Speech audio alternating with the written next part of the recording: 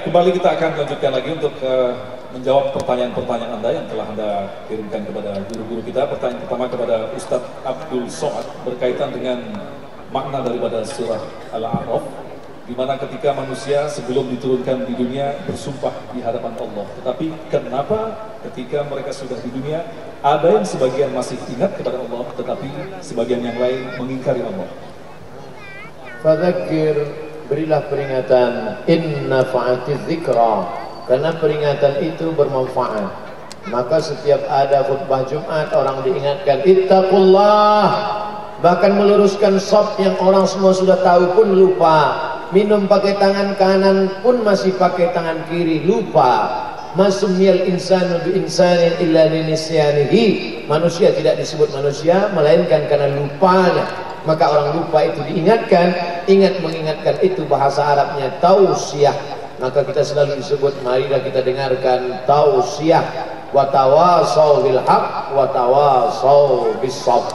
Allah berikan kita alat pendengaran, penglihatan, hati, pikiran, akal, itu semua dipakai. Lau kunna nasma'u, andai dulu kami di dunia mau mendengar, au naqilu, mau berpikir, makunna, pastilah kami tidak termasuk ashabis sa'ir, penghuni neraka sa'ir. Maka malam ini kita sebenarnya adalah dalam rangka saling ingat mengingatkan supaya kita tidak termasuk golongan orang-orang yang masuk ke dalam neraka sa'ir karena tidak mau mendengar dan mengingat janji kepada Allah Subhanahu wa taala. Mungkin bisa dijelaskan lagi penekanan pada qaulu bala syahid. Nah, dalam arti menyaksikan dalam makna seperti apa, Ustaz? Qalu, mereka menjawab, bala ya Allah, syahidna, kami sudah bersaksi bahwa engkaulah Allah kami, engkaulah Rabb kami. Dan ketika mereka ditanya dulu sebelum Nabi Muhammad SAW lahir, wala in sa'altahum man khalaqas samawati wal ard, kalau ditanyakan kepada mereka siapa yang menciptakan langit dan bumi, mereka menjawab la yaqulunna Allah, Allah. Wala in sa'altahum man anzala minas sama'i ma'a, siapa yang menurunkan air dari langit, mereka menjawab Allah. Wala in sa'altahum man khalaqahum, siapa yang menciptakan kamu, mereka menjawab Allah. Tapi di samping Allah mereka menyembah Lata, Uzza, Manat, Hubal, Jibti, Tawud, menyembah batu, menyembah kayu, menyembah hantu. Karena tidak sabar menunggu rezeki datang dari Allah, meminta kepada dukun. Man atakahinan, siapa yang datang kepada peramal, fasaddaqahu bima yaqul, percaya pada ucapan peramal.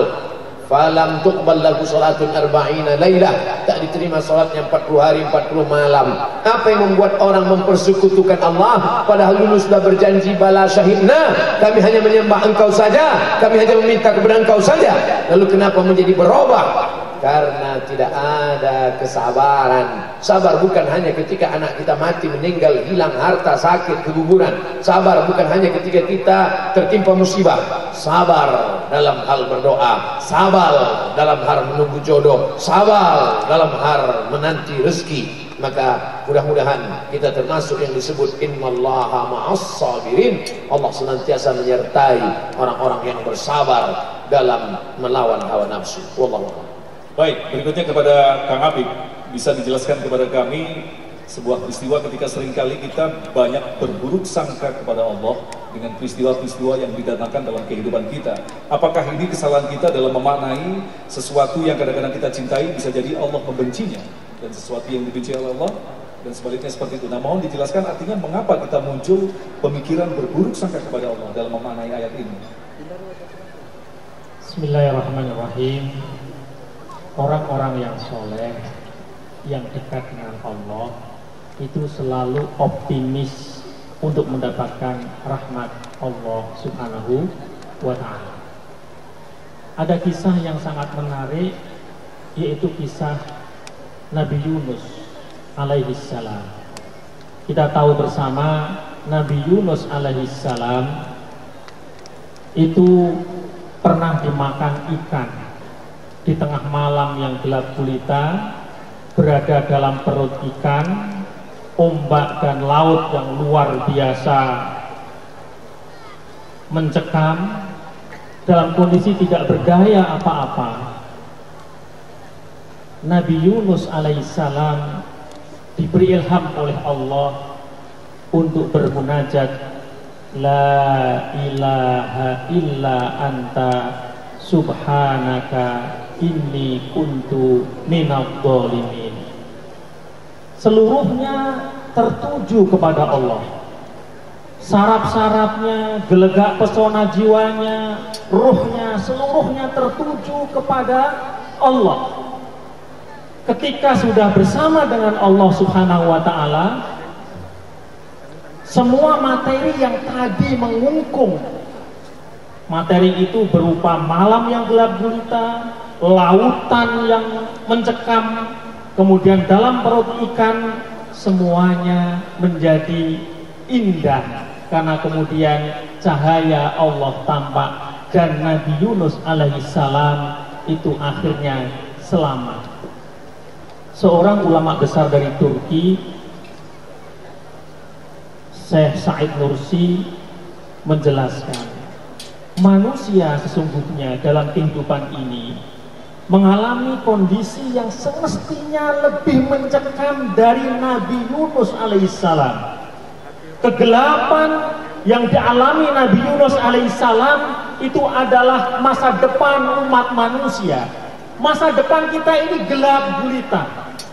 Lautan yang mencekam itu adalah bumi ini sesungguhnya yang dimana kita berada, dimana bumi ini menelan bahkan ribuan mayat setiap saat. Kemudian ikan yang ganas itu, kata saya Nursi, itu adalah nafsu amarah kita. Nafsu amarah kita. Kita nggak akan berdaya apa-apa kecuali kita bersama Allah. Kecuali kita bermunajat seperti Nabi Yunus alaihissalam bermunajat, La ilaha illa anta subhanaka inni kuntu minadh dhalimin. Kalau ini ada dalam diri kita, maka kegelapan masa depan kita akan menjadi terang benderang. Maka bumi di mana kita berada, kita hidup ini karena kita bersama dengan Allah, kita akan optimis menjadi cahaya yang terang benderang. Dan hanya dengan pertolongan Allah kita mampu mengalahkan nafsu amarah bisu yang ada dalam diri kita. Jadi selalu optimis bersama Allah Subhanahu wa ta'ala. Wallahu a'lam bishawab. Baik, berikutnya kepada Ustaz Masrul berkaitan dengan kita sebagai umat akhir zaman. Lantas bagaimanakah menjadi pribadi yang istiqomah di tengah ujian yang semakin lama semakin berat? Ketika Allah Ta'ala menggambarkan dalam surat Ali Imran, kuntum khaira ummatin ukhrijat linnas ta'muruna bil ma'rufi wa tanhauna 'anil munkari wa tu'minuna billah. Kalian, Allah menggunakan frasa menunjukkan waktu di masa lalu kepada para sahabat tabi'in dan tabi'in.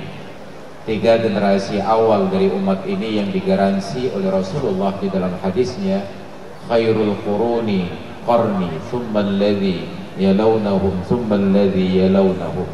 Sebaik-baik generasi adalah generasiku, para sahabat. Lalu mereka yang mengikuti para sahabat kita sebut tabi'in. Lalu generasi yang mengikuti murid para sahabat kita namakan tabi'in. Mereka ini yang Allah abadikan di dalam ayat tersebut. Kuntum khayra ummatin, dulunya kalian umat terbaik. Apa ciri-ciri mereka? Ta'muruna bil ma'rufi wa tanhauna 'anil munkar. Kalian menyuruh pada perbuatan yang baik dan mencegah dari perbuatan yang mungkar. Dan poin yang paling penting adalah wa tu'minuna billah, dan kalian beriman kepada Allah. Maka hari ini kita melaksanakan kegiatan ini dalam salah satu rangka kegiatan amar ma'ruf nahi mungkar, agar terselamatkan dari gambaran sejarah kelam Bani Israel ketika Allah katakan lu'inal ladzina kafaru min Bani Israel ala lisani Daud wa Isa bin Maryam. Allah laknat Bani Israel melalui Nabi Daud dan Nabi Isa ibnu Maryam. Kenapa? Karena mereka melampaui batas dalam berbuat maksiat kepada Allah Ta'ala. Kemaksiatan dalam batas yang mana? Kanu la yatanahawna 'an munkarin fa'aluh.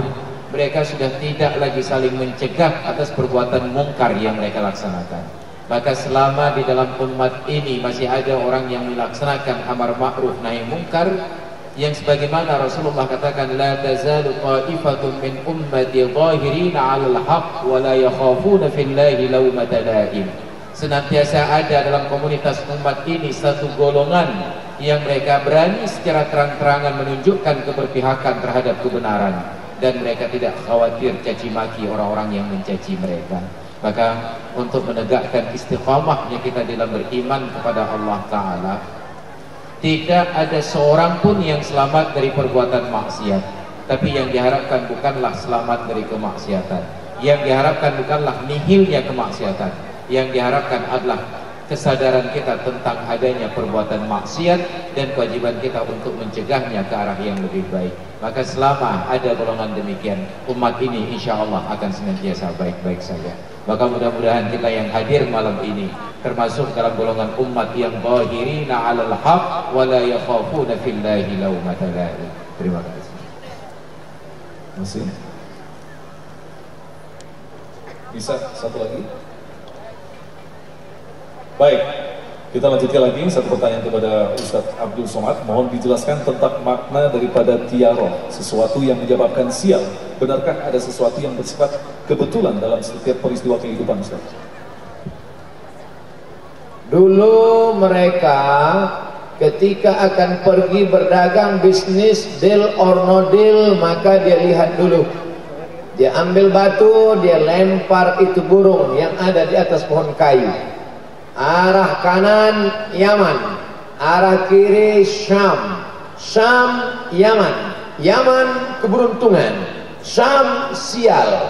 Maka kalau burung itu terbang ke arah Yaman, deal, jadi, jual, lanjut bisnis. Tapi kalau ternyata terbang ke arah Syam, gagal, berhenti, stop.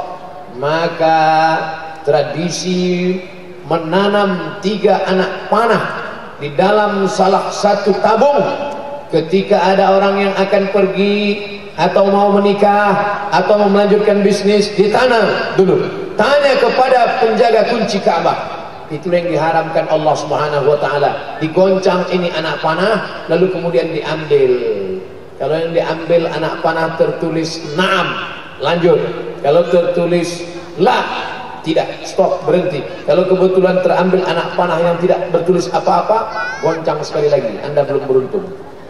Dalam Islam kita diajarkan bukan percaya kepada sial, bukan percaya kepada perbuatan yang tidak ada asal usulnya dari Quran dan Sunnah, dari petunjuk Nabi yang diutus oleh Allah Subhanahu wa taala.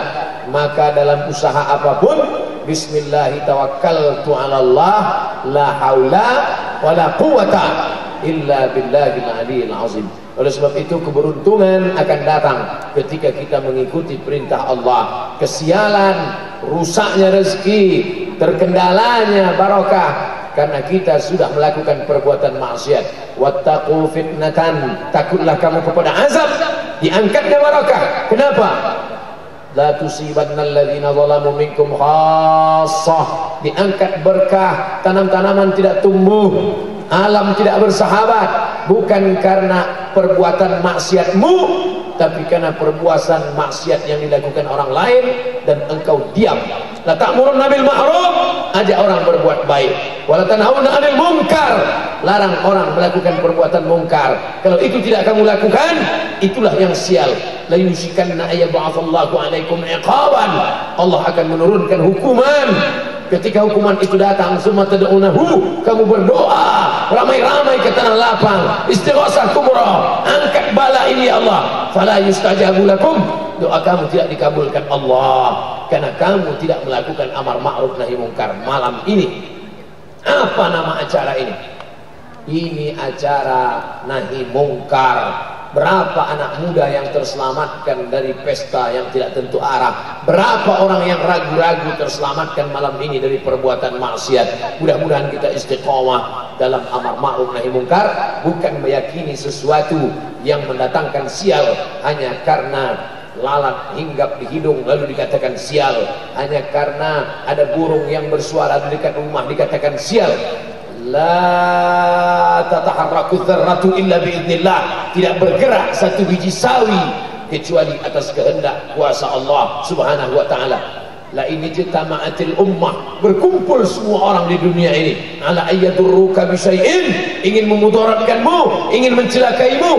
La yadurruka, mereka tidak akan mampu mencelakakanmu, illa bi syai'in qad kataballahu alaik, melainkan sudah ketetapan Allah Subhanahu wa taala. Kalau sampai kita yakini ada sial selain daripada kuasa Allah, maka rusaklah akidah, jatuh dalam perbuatan syirik. Mudah-mudahan kita selamat. Wallahu a'lam.